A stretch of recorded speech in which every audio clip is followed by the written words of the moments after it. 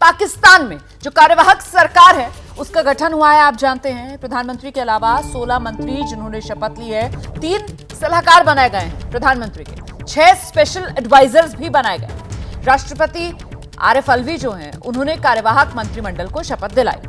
अच्छा, एक रिपोर्ट के अनुसार lieutenant general retired Anwar Ali Haider को रक्षा मंत्री, पूर्व विदेश सचिव जलील अब्बास जिलानी को विदेश मंत्री, सरफराज बुख्ती को आंतरिक मंत्री, शमशाद अख्तर को वित्त मंत्री, वरिष्ठ पत्रकार मुर्तजा सोलंकी को सूचना मंत्री नियुक्त किया गया है। जो पाकिस्तान की नेशनल असेंबली है उसे 9 अगस्त को ही भंग कर दिया गया था, जिसकी वजह से शहबाज शरीफ के नेतृत्व वाली सरकार का जो कार्यकाल है वो खत्म हुआ। अब केयरटेकर सरकार है। अनवरुल हक काकड़ मुख्यमंत्री हैं, केयरटेकर प्रधानमंत्री, और पाकिस्तान में अब आम चुनाव जो है वो 90 दिन के भीतर होने की उम्मीद है। हम एक बार फिर से आपको सीधे इस्लामाबाद लेकर चलेंगे। जमीर हमारे साथ लगातार बने हुए हैं। जमीर, एक तो ये यासीन मलिक की बीवी मिसाल मलिक, और कौन कौन से ऐसे विवादास्पद चेहरे हैं जिनको जगह दी गई है इस मंत्रिमंडल में? कंट्रोवर्शियल फेसेस जी।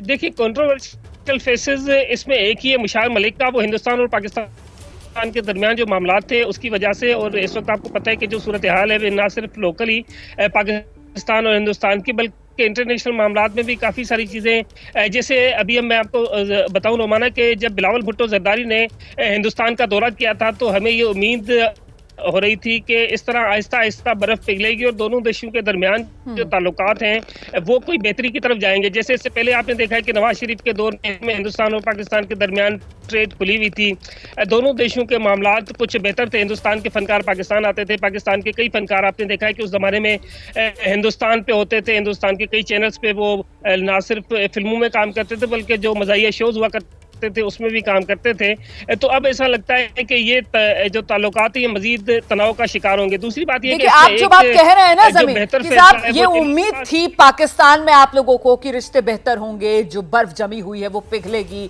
लेकिन ये सब होता हुआ तो नजर नहीं आ रहा है। बल्कि उल्टा, जिस तरीके से मिसाल मलिक को वहां मंत्रिमंडल में प्रधानमंत्री के सलाहकार के तौर पर जगह दी गई है, उसके बाद तो सीधे तौर पर आशीष कहा यही जाएगा कि पाकिस्तान में क्योंकि चुनाव है इसी वजह से भारत के साथ तनाव बढ़ाकर अपनी घरेलू राजनीति को साधने का ये एक दाव भी है। देखिए, मैं अपने पाकिस्तानी सहाफ़ी दोस्त को एक बार करेक्ट कर दूं, सिर्फ ये एक कंट्रोवर्शियल चेहरा नहीं है। मैं जलील अब्बास जिलानी की तरफ भी आपका ध्यान आकर्षण करना चाहता हूं। ये वही व्यक्ति है, ये वही डिप्लोमेट है जिनको भारत ने पर्सोना नॉन ग्राटा डिक्लेयर करके भारत से वापस भेज दिया था बेइज्जत करके। बात और है कि बाद में उनको फॉरेन सेक्रेटरी बनाया गया और भारत को उनको वो प्रोटोकॉल देना पड़ा था जब उन्होंने भारत का दौरा किया था। तो ये दूसरा कॉन्ट्रोवर्शियल फिगर है जिसको जानबूझ करके डाला गया। निश्चित तौर पर डोमेस्टिक कंपल्शन है। और देखिए, मुझे एक बात और याद आती है रोमाना, कुछ दिनों पहले जब पाकिस्तान के प्रधानमंत्री शहबाज शरीफ ने कहा था कि वो भारत के साथ बातचीत और रिश्ते सुधारने के लिए तैयार हैं, तो भारत की तरफ से प्रतिक्रिया दी गई थी कि इनकी कथनी और करनी में हमेशा फर्क होता है। अब आप देखिए, उन्होंने कहा किया और केयर टेकर गवर्नमेंट कर क्या रही है। बिल्कुल, बार बार पाकिस्तान यही करता आया है, पीठ में खंजर घोंपने का काम, और अब हिंदुस्तान समझ चुका है पाकिस्तान की फितरत, इसीलिए अब हम पाकिस्तान पर भरोसा नहीं करते हैं। और देख लीजिए कैसे मिसाल मलिक, यासीन मलिक आतंकवादी तिहाड़ जेल में है, उसकी पत्नी को वहां पर नवाज रही है पाकिस्तान सरकार। बहुत शुक्रिया जमीर आपका भी, आशीष कुमार सिंह आपका भी इस तमाम जानकारी के लिए। पत्रकारिता कोई इमोशन नहीं है, ना अपना कोई ज्ञान देना है और ना कोई विचार थोपना है। पत्रकारिता क्या है? पत्रकारिता का मतलब है सही जानकारी इकट्ठा करना और तथ्य बताना। पत्रकारिता आज जितने महत्वपूर्ण दौर में है, शायद पहले नहीं थी। इस दौर से निकलने के लिए सिर्फ सच दिखाने की जरूरत है, वो सच जो आपके हित को आगे रखे। इसलिए अब रात 9 बजे प्राइम टाइम नहीं होगा, ये आपका टाइम है।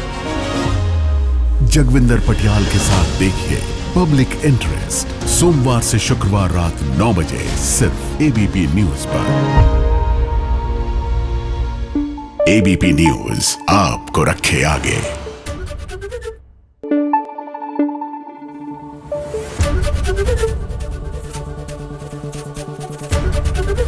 एबीपी न्यूज आपको रखे आगे।